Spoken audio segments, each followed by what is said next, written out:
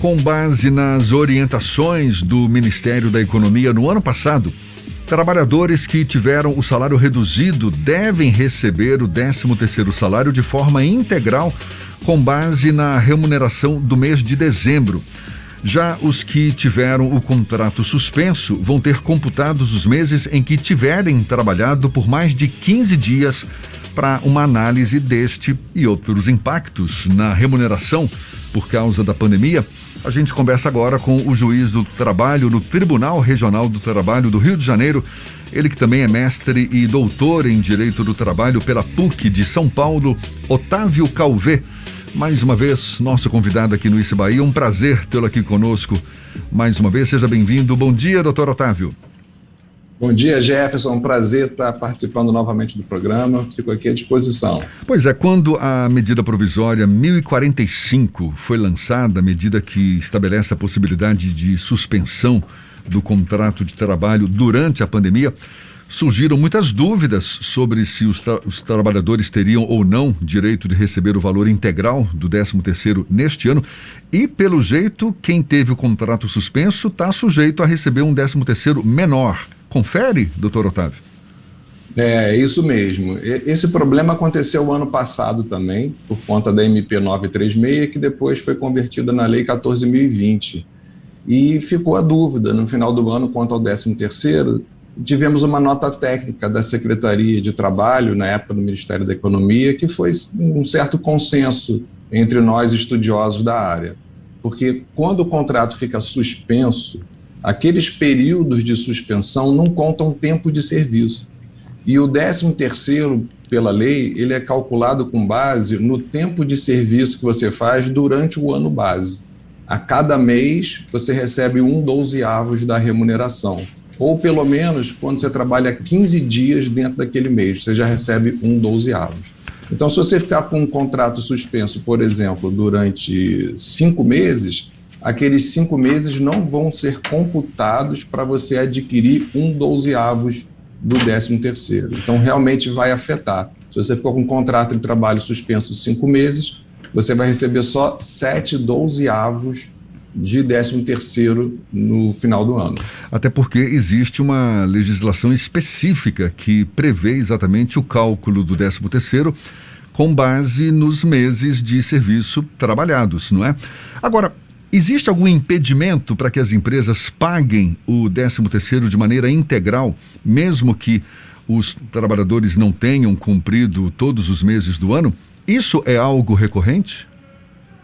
É algo recorrente, não há impedimento nenhum. O direito do trabalho, ele é construído a partir de mínimos. A nossa legislação, ela fixa sempre o mínimo de direitos que o empregador está obrigado a observar.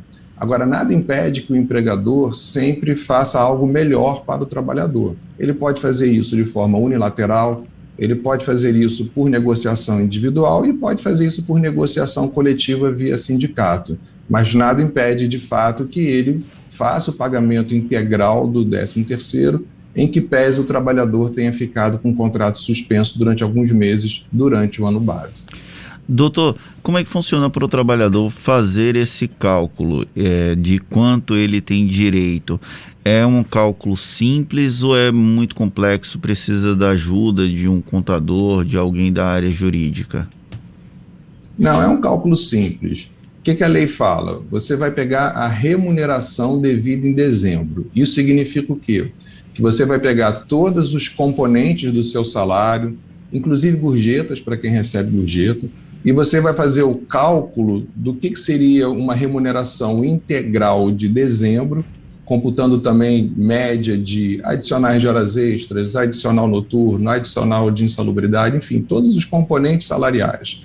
Você pega esse valor inteiro, que seria o máximo a ser recebido, né, que é uma remuneração completa, e você vê nos meses de cada ano se você trabalhou pelo menos 15 dias em cada mês. Se você trabalhou pelo menos 15 dias em cada mês, você pode computar 1/12. Então você pega essa remuneração global, divide por 12. E aí vê quantos meses de trabalho você conseguiu adquirir no ano base e chega à sua conta de 13º. Não é difícil não, é simples de calcular. O 13º também tem regras para o pagamento de primeira parcela, segunda parcela. Acho que é sempre bom a gente explicar sempre para os ouvintes como funciona isso. O senhor pode nos ajudar? Sim. Ele funciona da seguinte forma: de fevereiro a novembro, o empregador tem que pagar a primeira parcela. A primeira parcela, ela é calculada com base em 50% do valor do salário. E aí depois, até 20 de dezembro, o empregador tem que pagar a remuneração integral, descontando aquela primeira parcela que já foi paga. A única dificuldade é para quem recebe salário variável, o pessoal que recebe por comissão, por exemplo. Por quê? Porque quando chega 20 de dezembro, que é a data limite para o pagamento do 13º, eu ainda não consegui fechar a remuneração de dezembro. Então, o que a lei manda fazer e o decreto que regulamenta? Você calcula com base nos 11 primeiros meses, né, de janeiro a novembro, faz o pagamento do 13º, depois fecha o mês de dezembro e em janeiro você recalcula as parcelas variáveis para pagar eventuais diferenças que o empregado tenha direito. Então, é assim que se efetua o pagamento por lei pelo decreto que regulamenta do 13º salário. E em caso da empresa ter alguma dificuldade e acabar não pagando ao funcionário 13º diante do que é previsto na legislação, é aplicado algum tipo de multa? O funcionário recebe a mais por conta desse atraso? Como é que funciona isso? A nossa legislação não tem uma previsão de multa, como, por exemplo, o atraso de um condomínio, né, de um aluguel. Nos contratos tem sempre previsão de multa, né? A gente não tem isso para as verbas trabalhistas, uma multa porque não pagou o salário no dia certo.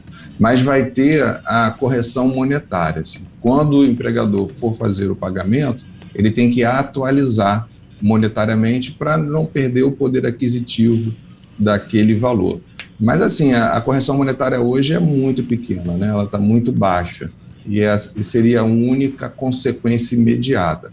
Óbvio que, se não se conseguir o pagamento de forma amigável, né? Se o empregador não conseguir depois fazer o adimplemento sem litígio, aí o trabalhador vai poder procurar também a via judicial para fazer a cobrança.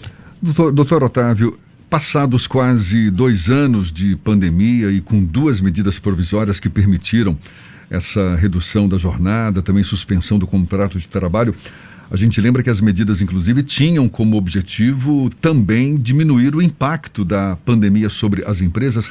Qual a avaliação o senhor faz da efetividade dessas medidas passado esse tempo todo? Pelo que o senhor observou ou vem observando na sua própria área de atuação como juiz do trabalho, isso foi benéfico para os trabalhadores, para as empresas também? Qual é a avaliação que o senhor faz? Olha, a percepção que a gente tem, eu vou falar a percepção de um juiz de primeiro grau que vê na mesa de audiência o problema estourando, né? A percepção é de que, sim, as medidas ajudaram a salvar milhões de empregos. A gente percebe que, sem essas medidas emergenciais, milhões de trabalhadores teriam perdido o trabalho e ficado sem renda durante a pandemia. Então, eu acho que o programa teve muito sucesso nesse aspecto.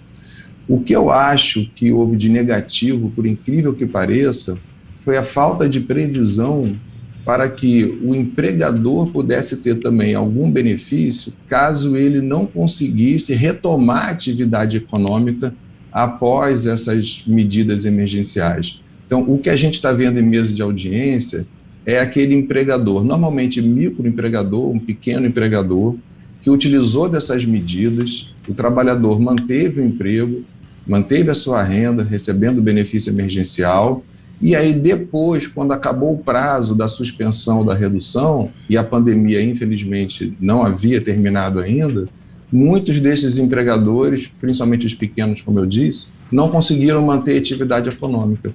E aí eles estão tendo que suportar agora um pagamento de uma indenização por conta de ter utilizado essas medidas. Porque o empregado, quando volta, quando acaba o período de suspensão de redução, ele tem uma garantia de emprego, pelo mesmo tempo que o contrato dele ficou reduzido ou suspenso.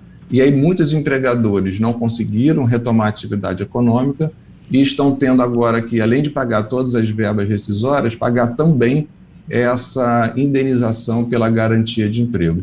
Então, foi um lado que me parece que a gente poderia ter pensado algo melhor, no sentido de, não sei, a empresa que não conseguiu retomar a sua atividade econômica, não por culpa do empregador, mas porque houve, de fato, essa circunstância de emergência, poderia ter um tratamento diferenciado, porque a situação, de fato, se agravou bastante para esses empregadores. E o que acabou não acontecendo.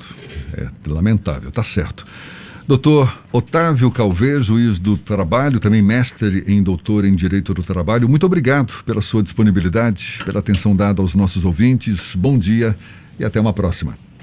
Eu que agradeço, bom dia, sempre à disposição. Tchau, tchau. Muito bom, agora 8h39 na Tarde FM.